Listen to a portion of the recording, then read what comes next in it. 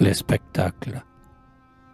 Au fond d'un hall sonore et radiant, sous les ailes énormes et les duvets des brumes uniformes, parfois, le soir, on débat les orients.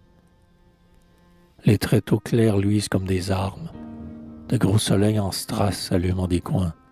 Des cymbaliers hagards entrechoquent leurs poings, casseurs de cris et de vacarme. Le rideau s'ouvre, et bruit, clarté, fracas, splendeur, quand les danseurs et les danseuses roses apparaissent, mêlant et démêlant leurs poses, en un taillis bougeant de gestes et de pas, et que la salle, avec son lustre au centre, et ses velours lourds et replets, et ses balcons en bourrelets, s'étale ainsi qu'un ventre. Des bataillons de chair et de cuisses en marche grouillent sur des rampes ou sous des arches.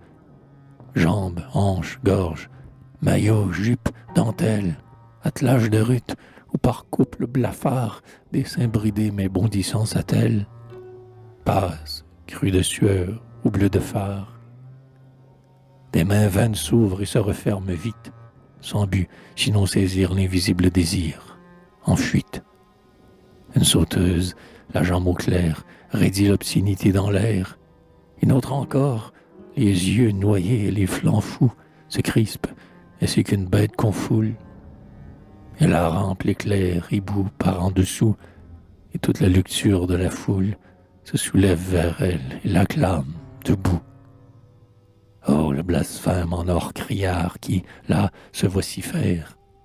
Oh, la brûlure accrue sur la beauté de la matière. Oh, les atroces simulacres de l'art blessé à mort que l'on massacre. Oh, les plaisirs qui chantent et qui trépignent dans la laideur tordue en tons et lignes. Oh, les plaisirs humains au rebours de la joie. Alcool pour les regards, alcool pour les pensées. Oh, le pauvre plaisir qui exige des proies et mord des fleurs qui ont le goût de ces nausées. Jadis, il marchait nu, héroïque et placide, les mains fraîches, le front lucide. Le vent et le soleil dansaient dans ses cheveux. Toute la vie harmonique et divine se réchauffait dans sa poitrine. Il la respirait fruste et l'expirait plus belle. Il ignorait la loi qui l'eût dressée, rebelle. Et l'aube et les couchants et les sources naïves et le frôlement vert des branches attentives par à travers sa chair donnait à son âme profonde l'universel baiser qui fait s'aimer les mondes. Mais aujourd'hui, sénile et débauché, il lèche et mord et mange son péché. Il cultive, dans un jardin d'anomalies, Bible, code, texte, règles qu'il multiplie pour les nier et les briser par des viols.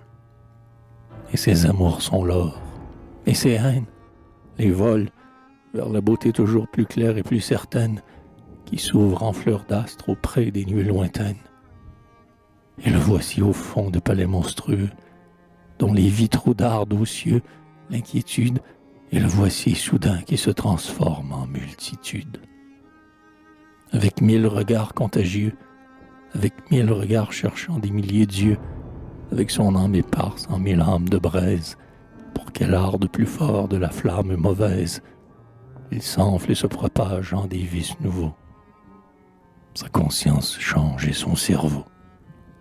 Un nouvel être naît, homme, enfant, vieillard, femme, tordu en total noir, en somme infâme, en vigne rouge, immense, inassouvie, qui l'absorbe, comme s'il leur versait la vie.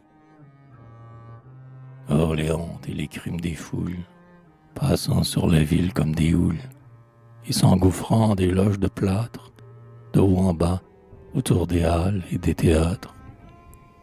La Seine brille, ainsi qu'un éventail, au fond, luisent des minarets d'émail, et des maisons et des terrasses claires.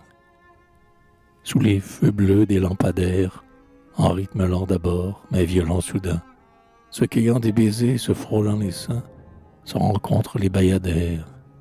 Des négrillons coiffés de plumes, les dents blanches, couleur d'écume, en leur bouche, vulve ouverte, bougent tous les mêmes, d'après un branle inerte.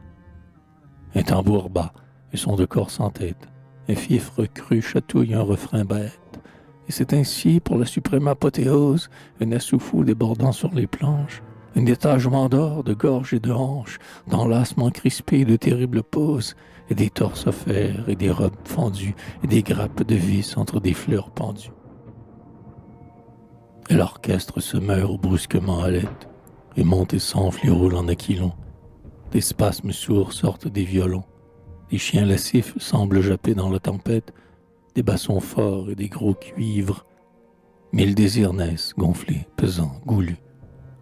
On les dirait si lourds que tous, n'en pouvant plus, se prostituent en hâte et crient et se délivrent.